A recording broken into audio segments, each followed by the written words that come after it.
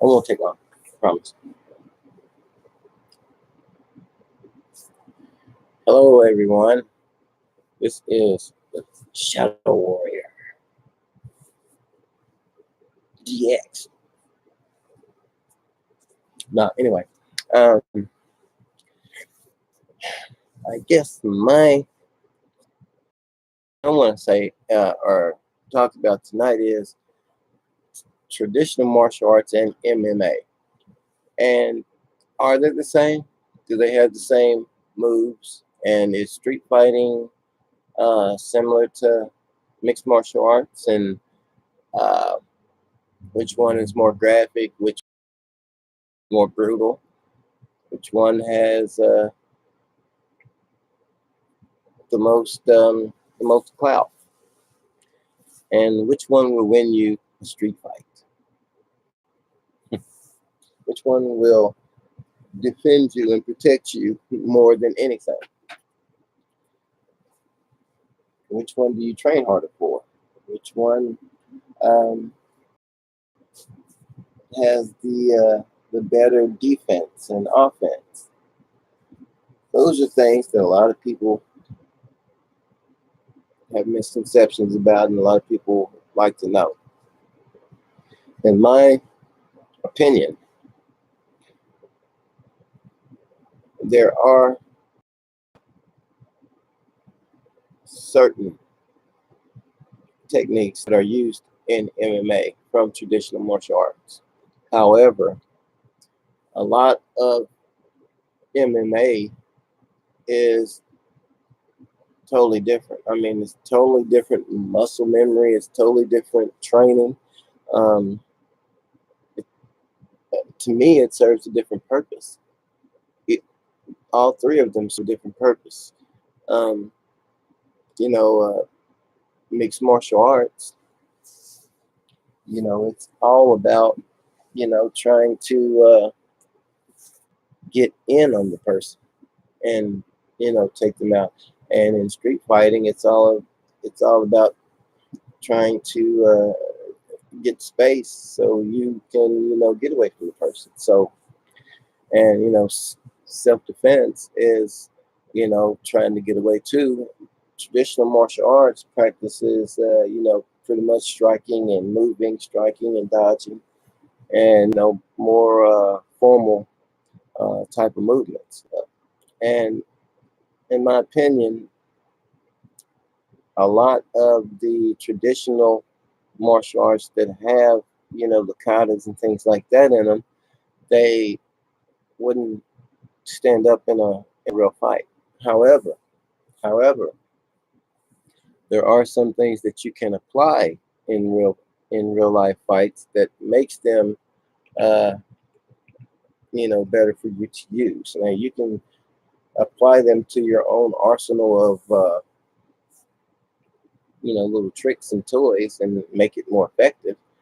Um, but the muscle memory and things like that just isn't there unless you get a guy that's like completely slow or um, has no type of speed and no fighting ability. Otherwise, you train for MMA, and even then, you know, in street fighting, you can use a lot more to your arsenal with your mixed martial arts skills. You can do elbows and knees on the ground and gouge the eyes and kick to the groin and uh, anything, anything that will save your life or save you from getting your butt kicked. And there's really no referees there to stop it unless an innocent bystander or a police officer come. And but anyway, and in sport karate and things like that, yeah, it's sanctioned, and they have their haha I got you type of standards, and some of them are a little bit rougher, and they go a little bit deeper. But if I had to choose which ones or which one that was more effective,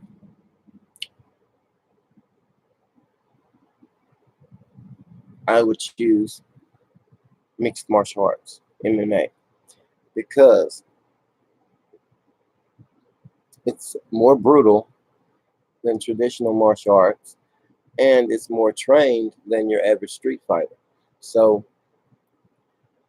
if you can use what you have learned in mixed martial arts in street fights. And just because you're in a cage fighting doesn't mean that you can't or don't know how to do those techniques. And in the cage and mixed martial arts, you already have pressure tested everything that you've learned. So I feel like that is the difference. Now, who thinks this is going to be controversial? But let's say Bruce Lee was still alive. The speed and the coordination and the timing and the knowledge that he had, even though um, this person was, Bruce Lee is his idol, I think that he would really, really, really have a good chance against him if he was in the same weight class. And this person is Anderson Silva. Anderson Silva is probably the best mixed martial artist I have seen as far as hands and things like that. And um, I think that he has the training, to be even a better fighter than he already is. Mm, You know, and if I think that if he worked with different people and worked on his his speed and his techniques and things like that, I think that he would have a really great chance of beating Bruce Lee. Even though he's a better grappler and things than Bruce Lee, and he's got longer reach, he's got longer arms. Um, a lot of people think that Bruce Lee didn't know anything about jiu-jitsu in the '60s, but Bruce Lee did. Bruce Lee was already talking about arm bars and you know uh, knee bars and all and everything back then. And he applied and showed some of those in some of his movies. So mixed martial arts is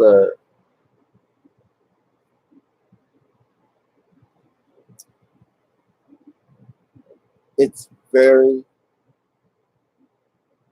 very, very necessary to apply these techniques in mixed martial arts and in any martial art, even street fighting. You can become professional street fighter. Look at Kimbo, and he had professional MMA training as well, and he became a beast. And that's what I'm saying. Those street fighting techniques, as well as your power and your training from mixed martial arts, you can become unstoppable. And imagine if he had been in karate or something like that all his life, and he was street fighting and then got in MMA. He would have the complete total package because you have to learn everything, learn as much as you can in order to be the best that you can. Learn from boxers, wrestlers, different jiu-jitsu guys, different karate guys, different jeet kune do guys, um, different street fighters. You can learn from different people and in the same art. And then I think that you can become the ultimate superhuman, the ultimate superhuman. So anyway, I hope this helped a little bit. Um, all I have to say is If you're in traditional martial arts, teach your students what martial really means. Teach them what it really means instead of dancing, and do pressure testing and do whatever it takes to win, not just the forms and the katas and the spiritual part and the art. Show them what they're really there for. Teach them how to fight, and do that with physical training, not just showing them how to punch, but actually letting them punch live opponents, grappling with live opponents. All this helps them to get ready for the real thing. You can't be ready for the real thing if you have never been in the real thing, unless you're just a natural. And, not a lot of people are naturals. So train them hard, train them well, and train them smart. Until the next time, take care of yourself and each other.